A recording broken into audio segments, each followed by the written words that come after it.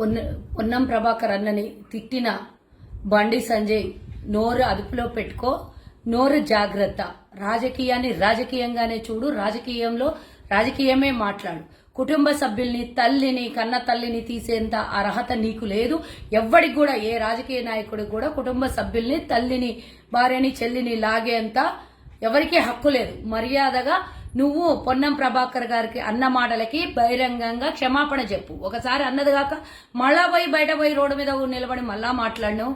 ఇది తప్పు అంటున్నాం మేము. ఒకసారి 2 సార్లు చెప్తాం, 3వసారి దాన్ని ఎవరు కూడా విస్మరించము అని చెప్తున్నాం. మేము అంత ఈజీగా వదిలేదు లేదు.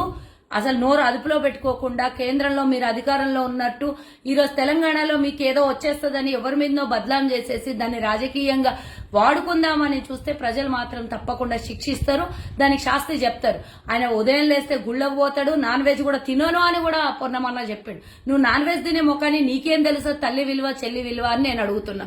అసలు ఇట్లాంటి మాటలకి నేను కూడా తీయొచ్చు, నీకు తల్లిని తీయొచ్చు, ఇంకెవరినైనా తీయొచ్చు, కానీ మా సంస్కారం అది కాదు.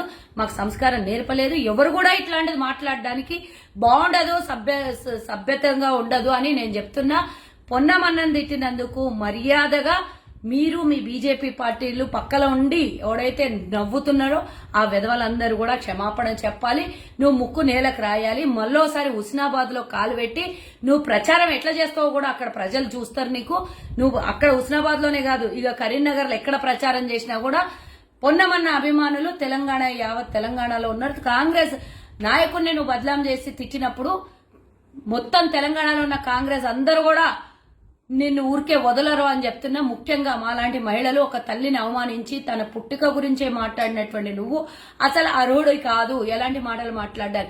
ఇంకా ఆత్మక్షోభిస్తుందంట, ఇంకోటి మాట్లాడుతున్నావు. అసలు నీకు మీ బీజేపీ పార్టీకి ఆత్మలున్నాయా? చెప్పేవన్నీ శ్రీరంగ నీతులు, దూరేదంతా సానికొంపలు అన్నట్టు మీకు అసలు నిజాలు నియమాలు ఉన్నాయా, కట్టుబాట్లు ఉన్నాయా? కేవలం మందిని ఆచరించమనడానికి మాత్రమే పనికొచ్చేటటువంటి మీరు, అసలు నీతి నియమాలతో లేనటువంటి మీరు. బండి సంజయ్ గతంలో కూడా నోరు చాలా జారినవు, ఇప్పుడు కూడా నువ్వు పొన్నమన్న విషయంలో నోరు జారుతున్నావు. ఆయన అందరితో కలుసుకొని పోయే సామాన్య మానవులాగా ఉంటాడు తప్పించి ఆయన ఒక మంత్రిలాగా ఎక్కడ కూడా అహంకారం చూపించలేదు. ఉదయం లేస్తే తల్లికి చెల్లిని గౌరవించే పొన్నమన్నతో నీ పోలిక అసలు మేము చేయదలుచుకోలేదు. కానీ నీకు ఆ సంస్కారం లేదు, నువ్వు సంస్కార హీనుడి కాబట్టి నీకు నేను మర్యాదగా చెప్తున్నా.